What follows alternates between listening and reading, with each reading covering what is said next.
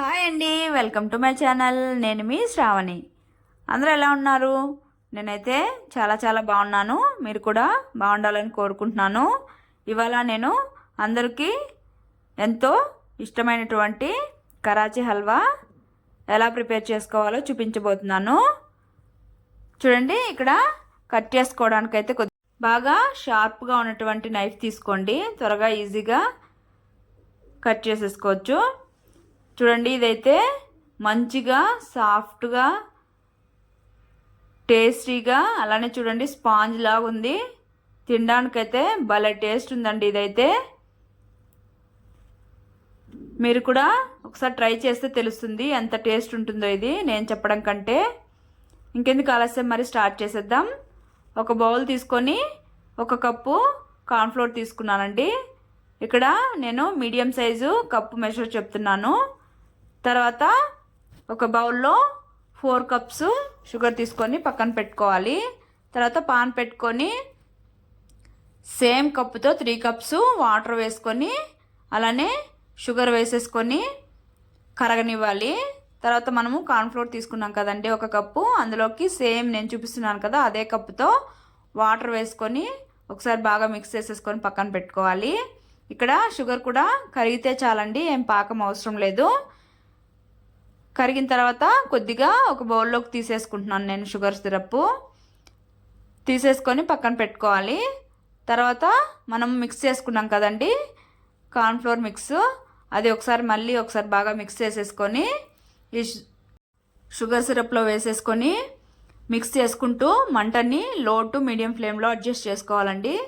కాసేపటి తర్వాత ఇలాగా చూడండి ఇలా అవుతుంది, మంచిగా పేస్ట్ లాగా. దీన్ని ఇలానే మిక్స్ చేసుకుంటూ ఉండాలండి. బాగా ఇలా మిక్స్ చేసుకున్న తర్వాత సేమ్ కప్పుతో 1 కప్పు నెయ్యి తీసుకున్నాను.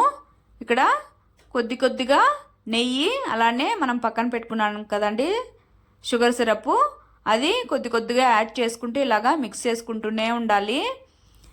ఇక్కడైతే ఓపిక్గా మిక్స్ చేసుకుంటే చాలా సాఫ్ట్గా స్పాంజ్ లాగా వస్తుందండి హల్వా. అయితే ఇలాగా నేను చూపిస్తున్నాను కదండి, అలాగా ఈ కొద్దిగా నెయ్యి అలానే కొద్దిగా షుగర్ సిరప్ వేసుకుంటూ ఇలాగా మిక్స్ చేసుకుంటూనే ఉండాలి. చూడండి ఇక్కడ దగ్గర పడింది కదా, చెక్ చేద్దాం ఒకసారి. కన్సిస్టెన్సీ అయితే ఇది కాదండి, జస్ట్ మీకు తెలియడం కోసం చెప్తున్నాను. దీన్ని ఇలానే మిక్స్ చేసుకుంటూ ఇలా రావాలండి, గుల్లగా ఇలా వస్తే సరిపోతుంది.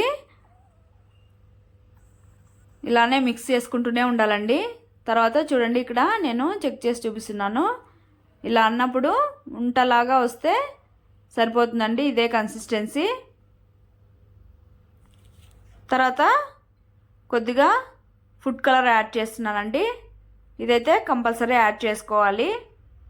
తర్వాత సన్నగా కట్ చేసుకున్న జీడిపప్పు వేసుకోవాలి. అలానే కొద్దిగా ఇలాచీ పౌడర్ వేసుకొని దీన్ని బాగా మిక్స్ చేసేసుకొని స్టవ్ ఆపేసేసి పక్కన పెట్టుకోవాలి. తర్వాత ఒక బౌల్లో నెయ్యి గ్రీస్ చేసుకొని ఆ బౌల్లోకి ట్రాన్స్ఫర్ చేసేసుకొని పైన సన్నగా కట్ చేసుకున్నటువంటి జీడిపప్పు కూడా వేసేసుకొని ఇలాగా గరిటతో ప్రెస్ చేసుకోవాలి. పైన ప్రెస్ చేసుకుంటే హల్వాకు మొత్తము జీడిపప్పులు అంటుకుంటాయి. అంతే అండి, ఈజీగా టేస్టీగా హల్వా అయితే రెడీ అయిపోయింది. మీరు ట్రై చేసి ఎలా వచ్చింది